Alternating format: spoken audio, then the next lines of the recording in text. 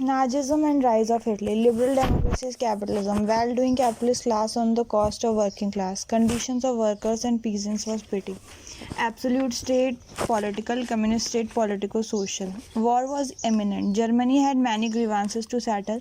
Germany only waited for an able leader. After the end of the First World War, Germany had lost it badly. The ruler Kaiser had fled to Holland, and Germany faced a very humiliating treaty in the form of the Treaty of Versailles. Amidst all these developments, the Socialist Republican Party, led by Frederick Ebert, set up a provisional government in Germany. Like Italy, in Germany also, the communists had by then made a strong base and gave a strong opposition to the republican form of government. For a short period of time, a civil war like situation became imminent. However, the Republicans succeeded in suppressing the communists. After that, a constituent assembly was elected by a secret ballot of all Germans. About 20 years of the age, the constituent assembly met in 1919 at a place called Weimar, and this government came to be known as the Weimar Republic. The now government had to face problems from all sides. It came to be hated by some sections of German people as it had accepted the humiliating Treaty of Versailles. It committed to pay a huge war indemnity, and commission appointed by League of Nations had fixed the amount at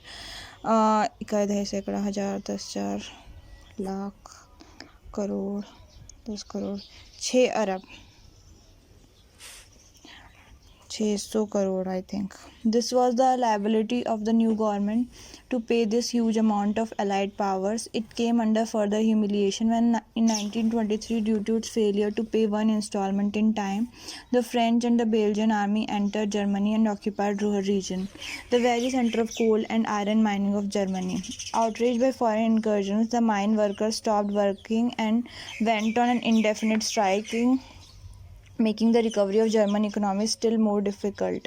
In 1923, Stresemann came to power. He was an able leader. He called off the workers' strike, helped the German currency to stabilize, and resume reparation payment.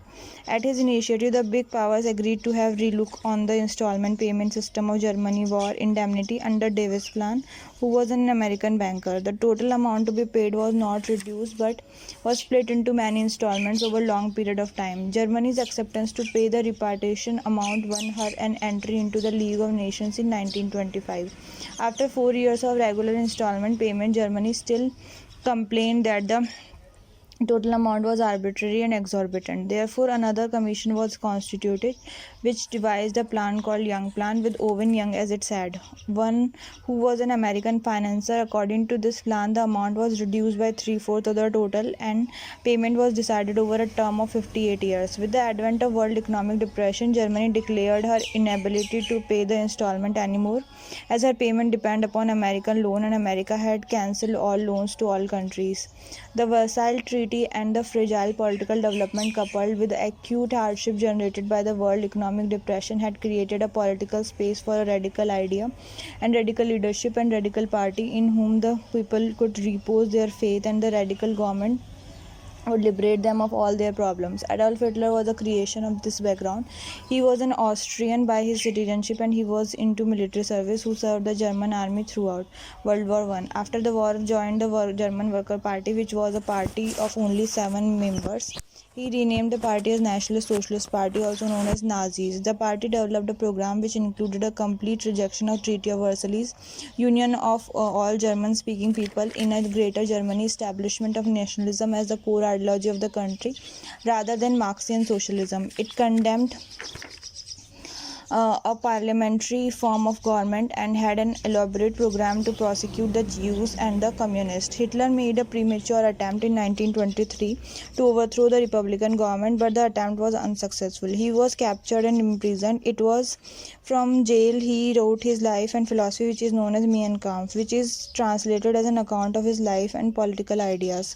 This was widely accepted by people and soon became very popular. The emphasis in Mein Kampf was placed on supremacy of the state, the supremacy of the Nordic race, and the manifest destiny of the pure Nordic people to rule the whole world. The Nazi Party, which was started with 7 members in 1919, won 24 seats in the 1924 elections and became the largest single party in 1934 election.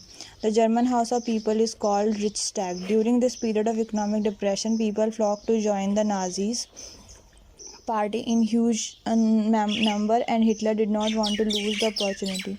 Therefore, he pressed the government for himself to be declared as Chancellor of Germany.